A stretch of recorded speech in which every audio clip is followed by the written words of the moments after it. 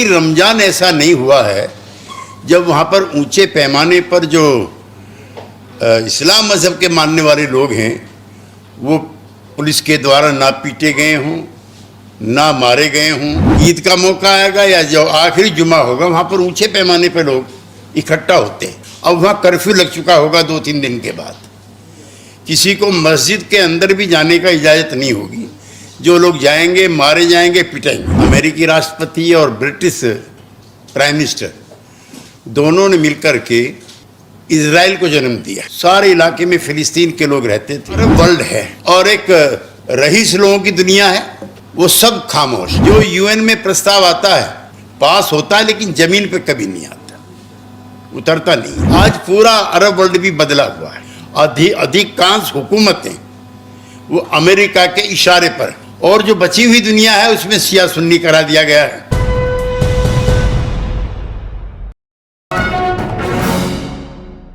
आज जिस मसले पर हम यहाँ इकट्ठा हुए हैं उसका जन्म भी और उसका इतिहास भी बहुत क्रूरता से भरा हुआ है। 1948 से पहले और सेकंड वर्ल्ड वार के बाद यहूदियों के इंडिपेंडेंट राज्य की कोई कल्पना नहीं थी। सेकंड वर्ल्ड वार के बाद कुछ परिवार वहाँ रहने के लिए आए थे और हिंदुस्तान की तरह से वो इलाका भी जो फिलिस्तीन वाला है वो ब्रिटिश कॉलोनी थी। अमेरिकी राष्ट्रपति और ब्रिटिश प्राइम मिनिस्टर दोनों ने मिलकर के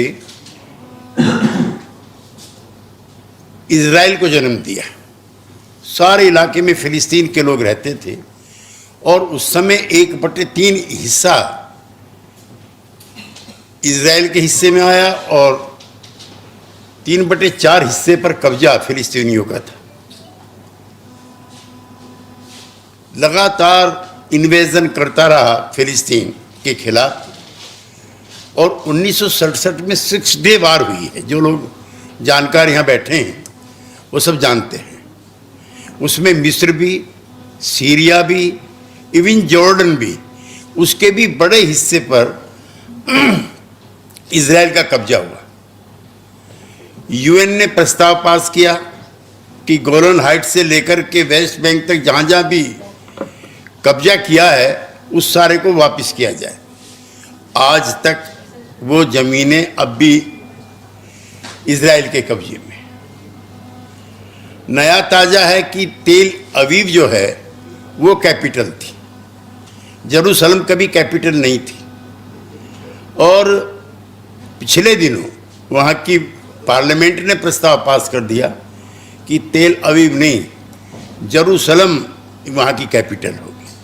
और जेरूसलम कैपिटल होगी तो फिर बड़ा विवाद भी वहाँ पर इसलिए होगा कि अब रमज़ान का महीना है और कोई रमज़ान ऐसा नहीं हुआ है जब वहाँ पर ऊंचे पैमाने पर जो इस्लाम मज़हब के मानने वाले लोग हैं वो पुलिस के द्वारा ना पीटे गए हों, ना मारे गए हों और उनको अपने धार्मिक कार्यक्रम को भी से भी ना रोका गया। वहाँ की जो अल अक्सा मॉस्क है, जो जानकार लोग हैं, मेरे से तो खैर सभी ज़्यादा जानकार लोग हैं, वो प्रॉफिट की पहली मस्जिद है। और अब जब ईद का मौका आएगा या जो आखिरी जुमा होगा वहाँ पर ऊंचे पैमाने पर लोग इकट्ठा होते हैं। अब वहाँ कर्फ्यू लग चुका होगा 2-3 दिन के बाद। किसी को मस्जिद के अंदर भी जाने का इजाज़त नहीं होगी। जो लोग जाएंगे मारे जाएंगे, पिटाएंगे। और ये आज से नहीं, लंबे समय से हो रहा है।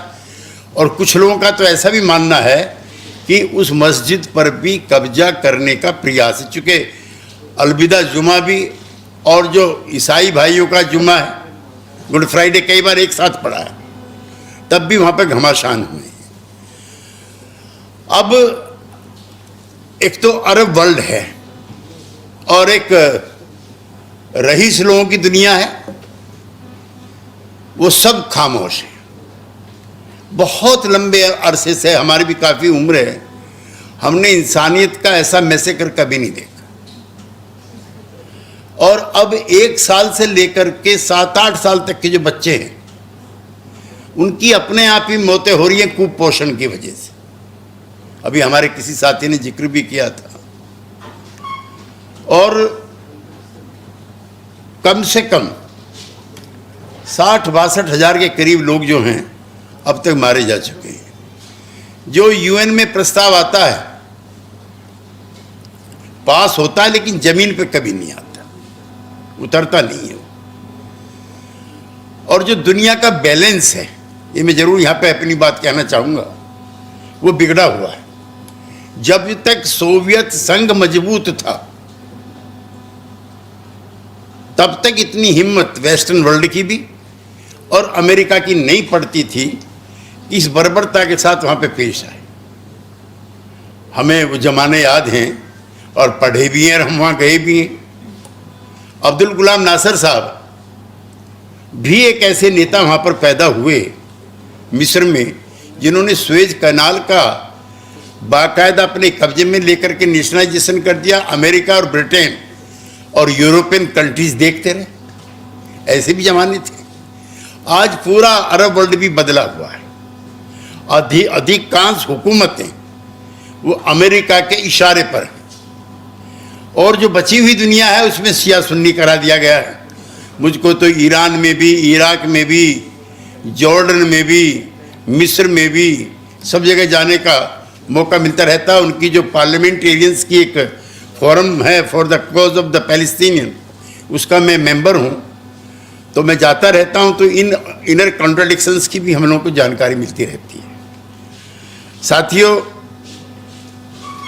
आज हम जब इकट्ठा हुए हैं, तो इससे पहले भी हम कई बार और भी इकट्ठा हो चुके हैं। जो साथियों की जानकारी नहीं है उनको मैं बताना चाहता हूँ। 10-12 पॉलिटिकल पार्टीज के 15-20 एमपीज को लेकर के हम एम्बेसडर के साथ अपनी सॉलिडरिटी भी एक्सप्रेस करके आए थे। उसके बाद कई संस्थाओं ने विट्ठल भाई पटेल हाउस के अंदर भी कॉन्फ्रेंस की थी। उसमें भी कई रिलीजियस और पॉलिटिकल पार्टीज के प्रोमिनेंट लीडर्स थे। अख्तरुल वासिद साहब थे वहाँ पे जामिया में, वहाँ पर भी गए हम लोग। मुंबई में भी एक कॉन्फ्रेंस हुई। लेकिन अब इन कॉन्फ्रेंसेस में भी वो गुस्सा और वो मजबूती नहीं है जो पहले हुआ करती। मैं जब अपने कॉलेज टाइम में फिलिस्तीन की तरह से ही वियतनामियों पर भी ऐसे ही जुल्म हुए थे। पहले अमेरिका, पहले फ्रांस, फिर अमेरिका। और वहाँ पर नशीली जो गैसें हैं वो छोड़ करके हजारों की तादाद में लोग मारे गए थे। लेकिन सब समाज गवाह है, इराक पर जब हमला किया था बड़े बुश ने, 5 लाख अमेरिकी लोगों ने उसका विरोध किया था। इंसानियत इतनी भी नहीं मरी है। और अब भी इन हमलों के खिलाफ कोई दिन जाता है जब यूरोप के किसी ना किसी मुल्क में लोग लाखों की तादाद में ना इकट्ठे होते। कोई हम जर्मन का कोई भी मुल्क ले लीजिए, वहां पे तो एक सिविल सोसाइटी है दुनिया में जो इन चीजों को अच्छा नहीं मानती है, उसका विरोध करती है। जहां तक भारत का ताल्लुक है, हमारे मित्र कुर्बान भाई ने जिक्र किया, हिंदुस्तान सबसे पहला गैर अरब मुल्क है जिसने फिलिस्तीन को मान्यता दी। और जब भी कोई उनके साथ दिक्कतें पेश आई, नटवर सिंह जी वहाँ पर एक बार एम्बेसडर थे, तो उन्होंने मुझे निजी बातचीत में बताया कि जब भी यासर अराफात साहब अपने आप को अनकंफर्टेबल फील करते थे, मोसाद या सीआईए के जरिए उन पर कोई हमला हो सकता है, तो उनके ठहरने की सबसे जो महफूज जगह थी वो इंडियन एम्बेसी हुआ करती थी। ये भी साख हम लोगों की वहाँ पर रही है। जिक्र कर रहे थे अभी हमारे मित्र। और एक दौर वो भी था कि पाकिस्तान की जो आर्मी है वो इजराइल के हक में भी उनका एक सैनिक जत्था जा चुका था। तो ये हिंदू मुसलमान का, सिख ईसाई का भी मामला नहीं था, जुल्म जाति के खिलाफ एक दौर था। और ये भी हिस्टोरिकल सच है कि जिन्होंने सबसे पहले मान्यता दी, उन्होंने फिर इजराइल को भी सबसे पहले मान्यता नरसिंह राव जी के टाइम पे मिली। तो हमारी जो हुकूमतें रहती हैं यहाँ पर, जनता पार्टी जब बनी, जिसमें बीजेपी भी शामिल थी, मेरे तीनों मित्र पत्रकार मित्र बैठे हुए हैं, उसमें लिखा हुआ था कि हम फिलिस्तीन की हिमायत में खड़े होते रहेंगे, इसमें था। लेकिन अब यहाँ की भी क्या, पूरी दुनिया भर में जिस तरह का माहौल हो गया, जिस तरह की परिस्थितियाँ बदल गई, लेकिन इसमें जो सबसे खतरनाक जो चीज़ हुई है वो है अरब वर्ल्ड की चुप्पी। जनता में ऐसा नहीं है। आप चले जाइए इस्तांबुल में, वहाँ जुलूस निकल रहे होंगे। आप किसी और मुल्क में चले जाइए, मैं ईरान भी गया, वहाँ पर भी कोई शिया सुन्नी का विवाद नहीं था। लेकिन अमेरिका, उसके आसपास के लोग इसको करने पे लगे रहते हैं। पिछले दिनों मुझे कतर में जाने का मौका मिला, दोहा, जहाँ फिलिस्तीन के कुछ साथी ऐसा भी करके चाहते थे।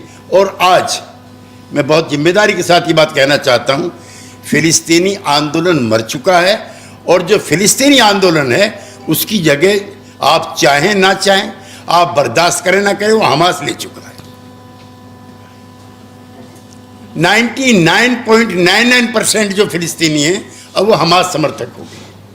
और वहाँ के लोग चाहते हैं कि जिसको बात करनी है, अब्बास साहब जो हैं वहाँ के प्राइम मिनिस्टर, इज अराउंड 90, वो ठीक से बोल भी नहीं पाती।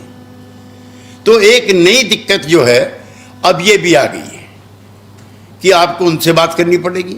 जो प्राइम मिनिस्टर है वहाँ के इजराइल के, वो दुनिया के सबसे भ्रष्ट प्रधानमंत्रियों में से एक। उन पर सुप्रीम कोर्ट ने मुकदमे दायर किए हुए, सुप्रीम कोर्ट उनको सजा दे चुका है। अब उनके सामने भी, यार किसी भी हुक्मरान के सामने जब वो दिक्कत में आता है, तो ये जो फेक नेशनलिज्म है वो एकमात्र रास्ता उसका होता है। उसके संगठन में भी दरार पड़ चुकी है। जो पहला प्राइम मिनिस्टर था, जो इसमें वार का डिफेंस मिनिस्टर है, वो बगावत कर चुका है। और पिछले 8 दिन से जेरूसलम में भी और तेल अवीव में भी उसका इस्तीफा हो नेतान्याहू का, ये कह करके जेरूसलम जल्द से निकल रहे हैं। तो अपनी कुर्सी बचाने के लिए भी उसको लड़ना फिलिस्तीन से। अब जो दुनिया की सभ्य समाज की ताकतें हैं वो कितनी बेबस और लाचार हैं कि यूएन का रेजोल्यूशन भी इंप्लीमेंट कराने की औकात और हैसियत अमेरिका और ब्रिटेन की भी नहीं रहेगी। एक तरफ वो हथियार दे रहे हैं और दूसरी तरफ अपील कर रहे हैं कि नहीं, युद्ध समाप्त कर दीजिए। अब ये युद्ध समाप्त होने वाला नहीं है। मैं एक नई जानकारी आपको देना चाहता हूं, क्योंकि अब ये उनके बीच में आर पार का युद्ध है, और हमास जो है उसका बच्चा बच्चा मरेगा, लेकिन युद्ध में वो उसके सामने घुटने टेकने वाला नहीं। ऐसी परिस्थितियां वहां पर पैदा करती हैं। वो यासर अराफात साहब के दिन गए। मैं कभी 1978 में मैं उनसे मिला था, और जब वो हिंदुस्तान में आए तब मैं मेंबर पार्लियामेंट था। मैंने लगभग कोई 100 के करीब एमपीज़ को बुला करके उनका खैर मकदम उस ज़माने में किया था। लेकिन जब उनको नोबेल पुरस्कार मिला, जब वो पीस वार्ता में लग गए, तब उनकी शक्ति कम होती चली गई, और उनकी मौत के बाद ये लावारिस आंदोलन हो गया। लेकिन आज वहाँ का जो स्वाभिमानी नौजवान है वो गुलामी में और नंबर 2 का नागरिक बन करके रहना नहीं चाहता, वो मरना पसंद करता। लड़ाई की असली वजह ये है। इसलिए हिंदुस्तान की सरकार भी हो, यूएन हो और सिविल सोसाइटीज़ हों, उनको हमास के साथ बात करनी पड़ेगी। आप किससे बात नहीं कर रहे? आप आईएस से बात नहीं कर रहे? आप किससे बात नहीं कर रहे? आपने तालिबान से बात नहीं की क्या? तो हकीकत है आज की तारीख में हमास, उनके द्वारा जो किलिंग हुई है, मैं उसका समर्थक नहीं, लेकिन इसकी आड़ में जो पूरी की पूरी कौम को खत्म किया जा रहा है, उसकी भी कौन प्रशंसा कर सकता है? तो हिंदुस्तान में कुर्बान भाई, आप जैसे विद्वान लोग हैं, सब लोग इकट्ठे हों, जनमानस बनाएं, ये सही है। जैसे और मुल्कों में जिस तरह से लोग खड़े हुए, यहाँ कम खड़े हुए, और जो सिविल सोसाइटी है वो भी कम खड़ी हुई, और माफ़ करना, जो मुस्लिम भाई हैं वो भी कम खड़े हुए। और सवालों पे तो खड़े होते हैं, इस पे क्यों नहीं खड़े? ये भी जुल्म जाति का था। मैं ज़्यादा वक्त ना लेकर के चुके जयशंकर जी, मैं भी कई दिन से बीमार हूं, लेकिन हम तो अपनी तरफ से कहना चाहते हैं, हम एनडीए के गठबंधन में हैं, लेकिन फिलिस्तीन की हिमायत करने से दुनिया की कोई ताकत हमें रोक नहीं सकती। हम तो खुल्लम खुल्ला जाते हैं सब जगह। अभी 10 दिन बाद जो है 400-500 एमपीज का हुजूम इकट्ठा हो रहा है इस्तांबुल में, उसमें मुझे भी बुलाया, हम तो जा रहे हैं, हम पे तो कोई रोक है नहीं। और जिस मुस्तैदी के साथ फिलिस्तीन के लोग अपनी बात रखेंगे, उसी मुस्तैदी के साथ हम उनकी हिमायत करेंगे, हम पे तो कोई जोर नहीं है। लेकिन जिस तरह का माहौल बनना चाहिए था हिंदुस्तान के अंदर भी, उस तरह का माहौल यहाँ पे नहीं बना, लेकिन लोग दुखी हैं, अफसोस में हैं। और भाई जालिम से जालिम भी, ये जो 30 त्योहार हैं, ये तो सब जो मानने वाले लोग हैं उनसे मैं कहना चाहता हूँ, उनको भी वो भी रहमदिल हो जाते हैं। ये कैसी इंसानियत है, ये कैसे सभ्य समाज के लोग बने हैं कि पूरे रमजान के महीने में हिंसा हुई। और ये पहला मौका है, 15 दिन की सीज फायर, ये लड़ाई आज से तो है नहीं, 48 से ही है। जिस दिन इजराइल बना है उसके अगले दिन से ही ये लड़ाई शुरू हो गई। और आप कल्पना करो, तीनों मौसमों में तंबुओं में 3 पीढ़ियां पैदा हुई हैं, तंबुओं में, कोई मकान नहीं है। और ऐसा हमने ना सुना ना देखा। आप अस्पताल के अंदर भी जाके लोगों को मार सकते हो, बैन है, यूएन रेजोल्यूशन है, वार क्राइम है। आप बच्चों को नहीं मार सकते, आप बूढ़ों को नहीं मार सकते, आप बीमारों को नहीं मार सकते, आप विद्यार्थियों को नहीं मार सकते। लेकिन वहां यूएन भी लाचार बेबस है और सभ्य समाज भी। अब जितने भी हमले हो रहे हैं सारे अस्पतालों पे, जितने भी वारदातें हो रही हैं बच्चों पे हैं। अब तो ऐसा इंसानियत का नंगा नाच, शैतानियत का नंगा नाच। हमने तो भी हिटलर के टाइम तो हम पैदा हुए नहीं थे। हम गए जरूर हैं कई ऐसे मुल्कों में, जैसे पोलैंड है, जर्मन से लगा हुआ है, वहाँ पे एक बड़ा वो मैदान था, वहाँ हमें लोग लगे कि यहाँ 2 लाख आदमी मार दिए थे हिटलर की फौज ने। तो ये सुने किससे, हमने पढ़े। लेकिन इधर 20-30-40 साल से, वियतनाम वार के बाद खास तौर से, हमने इस तरह का कोई सुना नहीं था किस्सा। मैं बहुत मजबूती के साथ, बहुत साफ गोई के साथ आपके जो पत्रकार मित्र जिन्होंने ये कार्यक्रम रखा है, एक तो उनके हौसले की मैं तारीफ़ करना चाहता हूँ कि इस मौसम में भी उन्होंने ये हौसला दिखाया जब सब लोग चुप हैं जुल्म जाति के खिलाफ। और वो जो पत्रकार हैं उस पर मैं ज़रूर कहना चाहता हूँ कि इनको भी सच बोलने की सज़ा मिली। आजकल तो पत्रकारिता में बड़ी मौज है। हमारे मेंबर बैठे हैं प्रेस क्लब के, पत्रकार होने के बड़े मौज हैं। वो ज़माने चले गए जब आप वो 98 का पेन लेकर के चलते थे। अब तो माउंट ब्लांक से लिख रहे हैं आप। अब आप रम नहीं पीते हो, महंगी महंगी शराबें मिलती हैं पत्रकारों को।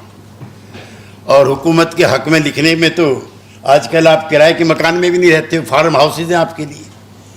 ऐसे में मेरा सलाम है इन लोगों को जो सच्चाई दिखाने के लिए जिन्होंने अपनी जानें दी। वो चाहते चुपचाप रह सकते थे, वो ऐसे मौक़ों से भी परहेज कर सकते थे जहाँ पे गोलियाँ चल रही थी। वो इंसानियत के लिए मरे, वो इन सवालों के लिए मरे जो फिलिस्तीनियों के सवाल हैं।